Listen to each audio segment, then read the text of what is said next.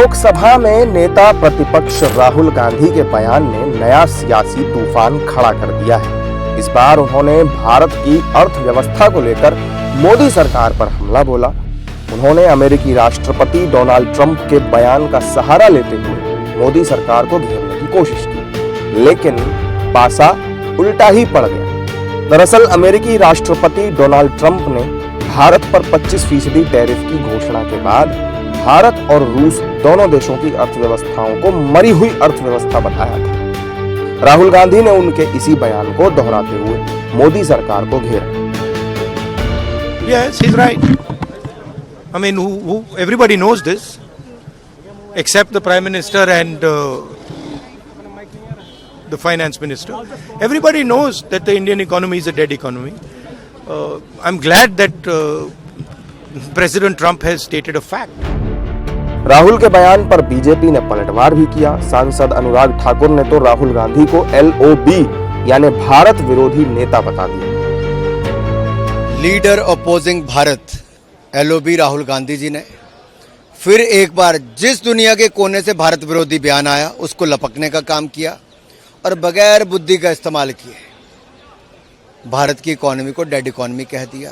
पढ़ने की आदत नहीं है तो कम से कम अपने पार्टी के लोगों से पूछ लो।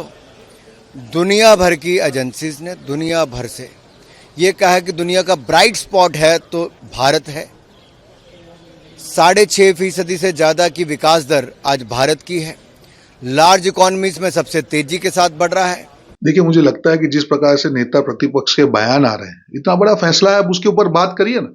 डेड इन इकोनॉमी, जो इकोनॉमी पूरे विश्व में सबसे ज्यादा रफ्तार से आगे बढ़ रही है, जो इकोनॉमी वर्ल्ड की 4th लार्जेस्ट इकोनॉमी हो गई है, आप अगर उसको डेड इकोनॉमी कहते हैं तो जो पूरे भारतीय मेहनत करके यहाँ पे लगे उन सबका अपमान कर रहे हैं। मुझे नहीं लगता है कि राजनीति में आप उस स्तर पे चले जाएं कि जहां पे आप देश की जनता का अपमान करें। मुझे लगता है कि इंडियन इकोनॉमी को डेड इकोनॉमी बोलना देश की जनता की मेहनत का अपमान है। राहुल गांधी के बयान से उनकी ही पार्टी और इंडी गठबंधन दो फाड़ दिखाई दिए। समाजवादी पार्टी के राष्ट्रीय अध्यक्ष अखिलेश यादव ने राहुल गांधी के बयान का समर्थन किया है। ये 11 साल से कौन सी स्टडी चल रही थी? आप सोचिए, 11 साल से क्या स्टडी चल रही थी कि आज अमेरिका के राष्ट्रपति को कैसे शब्दों में भारतीय जनता पार्टी की सरकार में किन शब्दों से भारत को कहना पड़ा उन्हें। उन्होंने कहा भारत के भी अपने कानून के बारे में क्या कहा उन्होंने। सोचिए आप कि जो सरकार लगातार पिछले 11 वर्षों से दोस्ती के बाद दोस्ती और कितनी दोस्ती बढ़ाई कि आज हमें क्या दिन देखने को पड़ रहे हैं। ये शुरुआत है बुरे दिनों की, क्योंकि इस देश के नौजवानों को नौकरी चाहिए, रोजगार चाहिए। अर्थव्यवस्था बेहतर होगी तो रोजगार, नौकरियां मिलेंगी।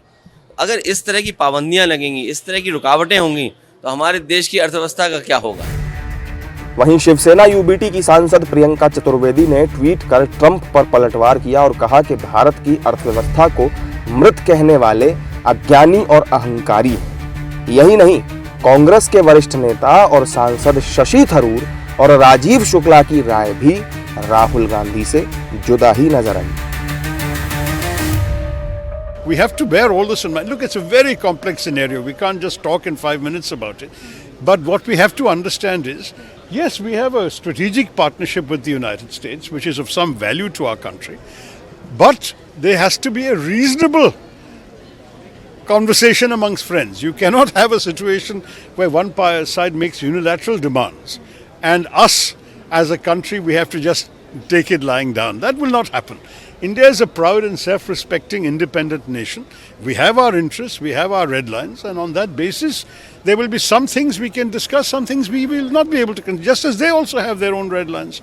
So I think there has to be some give and take. Let's wait as the negotiations progress. We can analyze all the implications, but this is not the final answer.